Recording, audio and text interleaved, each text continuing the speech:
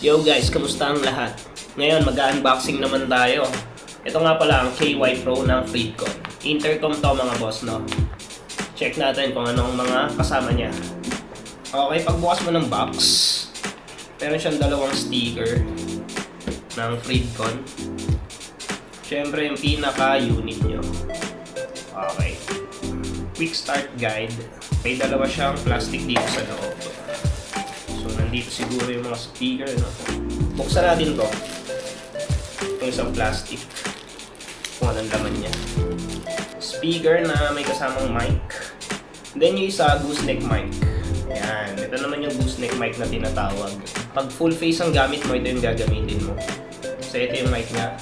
And then, ito yung gooseneck mic, mga boss. Kung half face naman yung gamit mong helmet, ayan, ito siya. Ito naman ang gagamitin mo. Pwede mo i-ganyan. Pataas. Ala ka. Basta ito, gooseneck mic. And then ito naman yung mga velcro. Ayan. Para to sa speaker. Ito naman yung para sa mic. Dalawa siya para may reserba kayo. Yan naman, apat.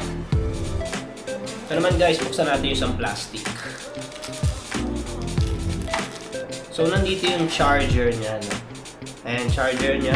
And then, yung mounting para sa helmet. So, ito ididikit nyo sa helmet na may kasama siyang 3M. Lagay nyo lang dito. Tama ba? Papagalan nga ba? Ayan.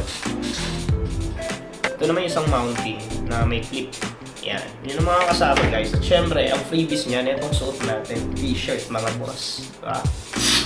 I-install naman natin siya sa helmet natin. Let's go. So ayan mga boss, no, dito natin siya ilalagay sa helmet ko na Rook helmet. Tara, tanggalin natin yung mga foam sa loob ng helmet niya.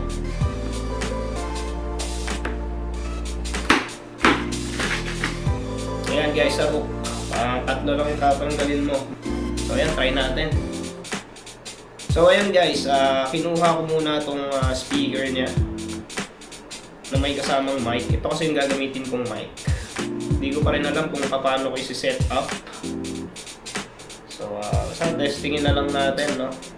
Bala ko ilagay kasi yung intercom sa left side ng helmet ko. Ganda ang paglalagay mga boss. Itong maliit na wire ng speaker is sa left side nyo ilalagay. And then itong mahaba is sa right.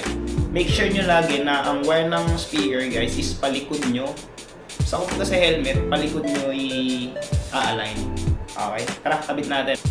Note nga pala mga bossing nga, itong helmet natin is hindi na natin kailangan gamitan ng velcro. Kasi nadikit na siya dun sa pinaka surface nung yung bilog na paglalagyan nito. Dumidikit na yung velcro niya.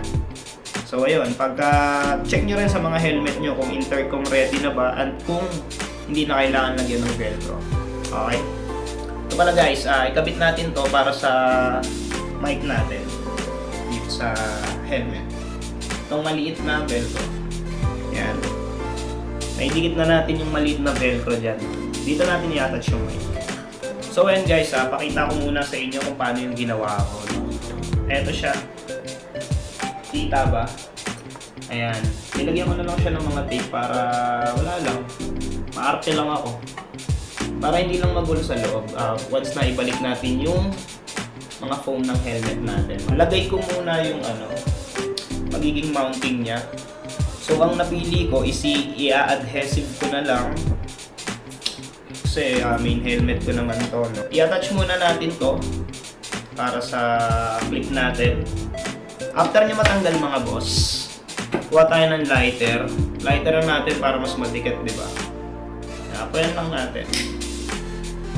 Optional lang naman to. Nasa inyo na yan. Okay, and then idikit natin siya dito sa ating magiging mounting. And guys, nadikit na natin siya dito. And after naman nito guys, i-attach na natin siya dito sa ating helmet. Okay, nakagenta yan. Yan mga boss, lighteran ulit natin siya para mas madikit.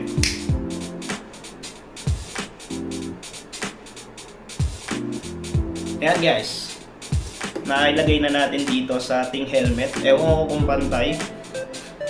Sana pantay. Press nyo lang para madikit yung ibang part. Ayan guys, try natin ikabit yung pinaka-unit niya dito sa ating helmet. Let's go. Eto, pag nakakabit na yung ano natin, pinaka-unit natin dito sa ating helmet. So, try natin isaksak para maayos natin yung wiring sa loob. Tetapan ko pa kasi siya. So, ayun guys, no? Ganito yung pinaka-naging wiring natin. Pakita ko sa inyo. Ayan mga boss, dito pinadaan yung mga wire niya. No, sala-salabat pa rin pero okay na yan. And then dito yung pinaka-intercom. So ayun guys, bale kabit na lang natin yung mga foam ng helmet natin. And then okay na yan. Tara, okay na. Nakabit na natin yung intercom natin. Maraming salamat sa panonood. Ilalagay ko yung link dyan para if ever na-order kayo, check out mo na dyan. Let's go!